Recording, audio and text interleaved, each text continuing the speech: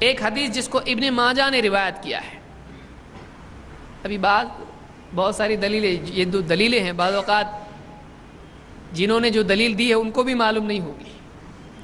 بعض اوقات ایسا ہوتا بولتا ہے یہ تو اپنے کو معلوم نہیں تھا، اپنی دلیل بہت اچھی ہے، لیکن دلیل کا حال بھی ہم دیکھیں گے. ایک حدیث ابن ماجہ نے اپنی سنن میں ذکر کی ہے. سند کیا ہے؟ حدثنا محمد ابن خلف العسقلانی قال حدثنا رواد ابن الجراح عن عامر ابن عبد الله عن الحسن ابن ذكوان عن عبادة بن نسي عن شداد ابن اوس قال قال رسول اللہ صلی اللہ علیہ وسلم. یہ لمبی سند ہے کہ محمد ابن خلف العسقلانی نے حدیث سنی کس سے؟ رواد ابن الجراح سے. اور اس راوی نے حدیث سنی عامر ابن عبداللہ سے. اس راوی نے حدیث سنی حسن ابن ذکوان سے. اس راوی نے حدیث سنی عبادہ ابن نسی سے. اور عبادہ ابن نسی نے حدیث سنی شداد ابن اوس سے. یہ پوری سند ہے.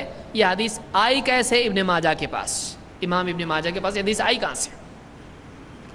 شداد ابن اوس کہتے ہیں قال رسول اللہ صلی اللہ علیہ وسلم، اللہ کے رسول صلی اللہ علیہ وسلم نے فرمایا ان اخوف ما اتخوف علی امتی الاشراک باللہ.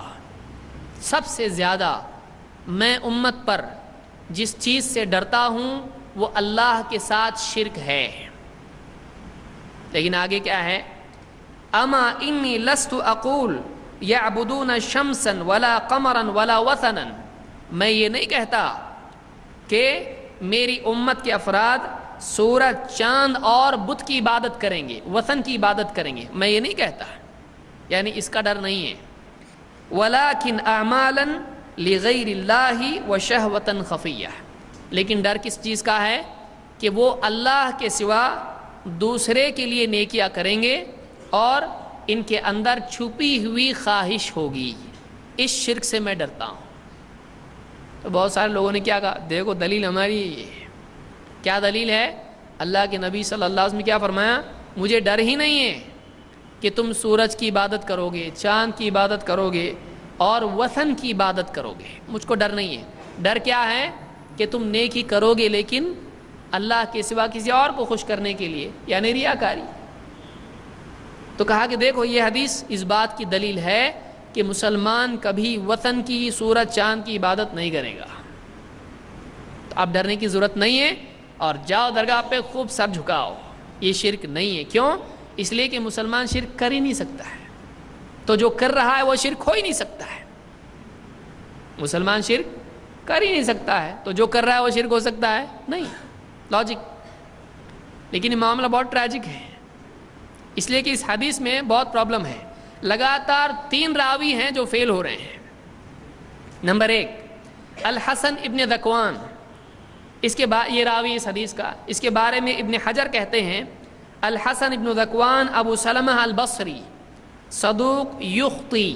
یہ راوی اگرچہ سچا ہے لیکن حدیث میں غلطیاں کرتا ہے.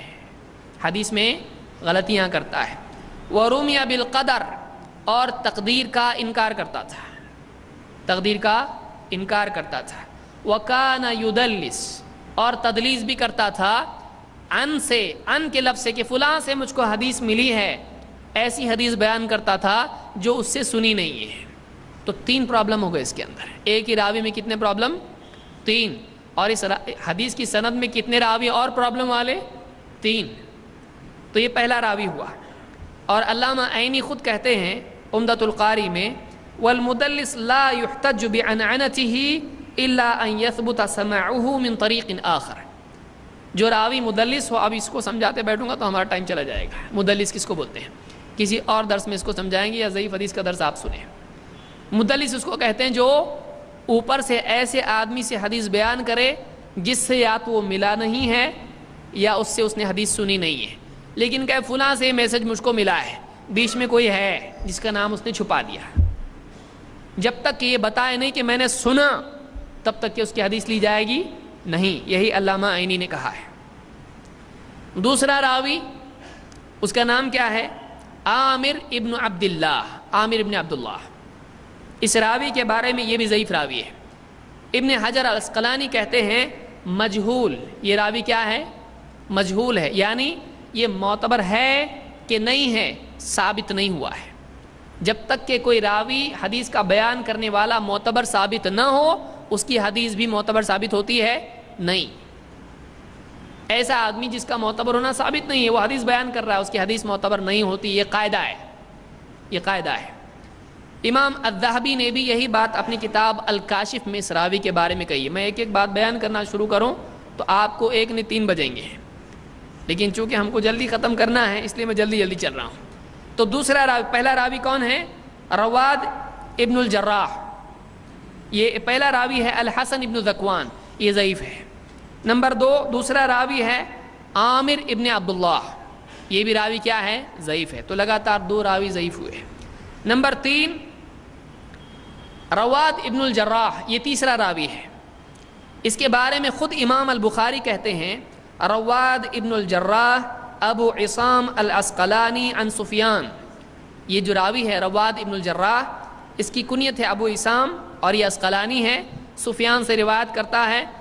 کان قد اختلط، اس کی یادداشت فیل ہو گئی تھی، اس کی یادداشت خراب ہو چکی تھی۔ لا یکاد ان یقوم حدیثہ، اس کی حدیث قائم نہیں ہے، اس کی حدیث مضبوط نہیں ہے، ٹھہرتی نہیں۔ ایک آدمی کھڑا کرو گر جاتا ہے، کیا کہتے ہیں؟ یہ خود سے کھڑا نہیں ہو سکتا ہے، تو کیا ہے؟ یہ کمز اس میں جان نہیں ہے، تو کہتے ہیں کہ اس کی حدیث قائم نہیں ہے، اس کی حدیث مضبوط نہیں ہے۔ یہی بات ابن حجر نے کہی، یہی بات امام الذہبی نے کہی۔ تو امام بخاری کے نزدیک بھی یہ راوی کیا ہے؟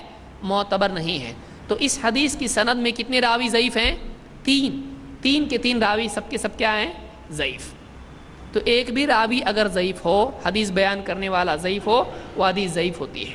اس میں کیا ہے؟ 1 2 3 پرابلم ہے، تو یہ حدیث دلیل بن سکتی ہے نہیں۔ کوئی کہہ سکتا ہے اس کے سپورٹ میں اور 2 حدیثیں ہیں، وہ بھی دیکھ لیتے ہیں، ایسا نہیں ہو درس ختم ہونے کے بعد کوئی اور بول دے، تو پہلے اس کا بھی حال دیکھ لیتے ہیں۔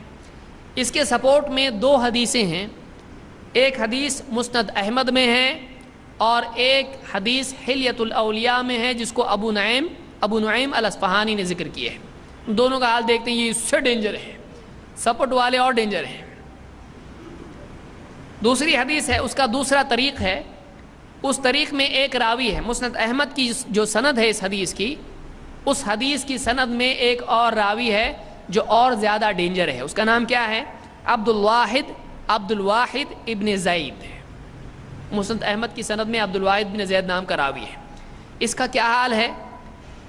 ابن حبان اس کے بارے میں کہتے ہیں کان ممن غلب علیہ العبادہ، یہ راوی ایسا تھا بہت عبادت کرنے والا تھا، حتی غفل عن الاتقان، یہاں تک کہ حدیث کے بارے میں مضبوطی سے لاپرواہ ہو گیا، حدیث کے بارے میں یہ آدمی مضبوط نہیں ہے۔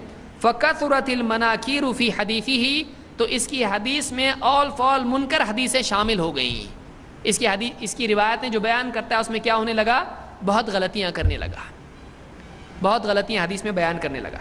امام البخاری اس کے بارے میں کہتے ہیں ترکوہ، محدثین نے اس راوی کو چھوڑ دیا، اس سے لینا ہی نہیں حدیث، ترکوہ، اس کو ترک کر دیا، چھوڑ دیا، اس سے حدیث مت لو۔ امام النسائی کہتے ہیں متروک الحدیث، یہ راوی متروک الحدیث ہے، سارے محدثین نے اس سے حدیث لینا چھوڑ دیا، اس کو کیا کہتے ہیں؟ متروک الحدیث۔ یہ میزان الاعتدال میں امام الذہبی نے ذکر کیا ہے۔ تو معلوم ہوا کہ اس کے سپورٹ میں جو حدیث ہے وہ اس سے زیادہ ضعیف ہے۔ کیوں؟ اس لیے کہ اس میں ایسا راوی ہے عبد الواحد ابن زید، جو کہ کیا ہے؟ متروک الحدیث ہے۔ اور ایک سند ہے اس کی جو حلیۃ الاولیاء میں ابو نعیم نے ذکر کی ہے، اس حدیث کی سند میں ایک اور راوی ہے، اس کا نام ہے عطا ابن عجلان۔ اس کے بارے میں کیا ہے؟ دیکھیے اس کا عمل نامہ کیا ہے۔ اس راوی کے بارے میں عطا ابن عجلان الحنفی ابو محمد البصری العطار، یہ پورا اس کا ٹوٹل نام ہے۔ ابن معین اس کے بارے میں کہتے ہیں لیس بشیء کذاب، لیس بشیء، اس کی کوئی حیثیت نہیں ہے، کذاب ہے، 1 نمبر کا جھوٹا ہے یہ، حدیث لیں گے ایک دم نہایت جھوٹا ہے، جھوٹا کہیں کا، ایک دم جھوٹا آدمی ہے یہ. اور ایک مرتبہ انہوں نے کہا کان یوضع له الحدیث فیحدث به، اس کے لیے لوگ حدیثیں گھڑ گھڑ کے اس کو دیتے تھے اور وہ گھڑی ہوئی حدیثیں یہ بیان کرتا تھا. تو یہ راوی کیا ہے؟ جھوٹی حدیثیں بیان کرنے والا راوی ہے. اور خود اس کے بارے میں ابن معین جو بہت بڑے محدث ہیں ان کا کہنا ہے کہ یہ کیا ہے؟ لیس بشیء، اس کی کوئی اوقات نہیں حدیث کی فن میں، کذاب ہے، جھوٹا ہے. امام البخاری کہتے ہیں منکر الحدیث، اپنی کتاب تاریخ کبیر میں انہوں نے یہ قول ذکر کیا ہے.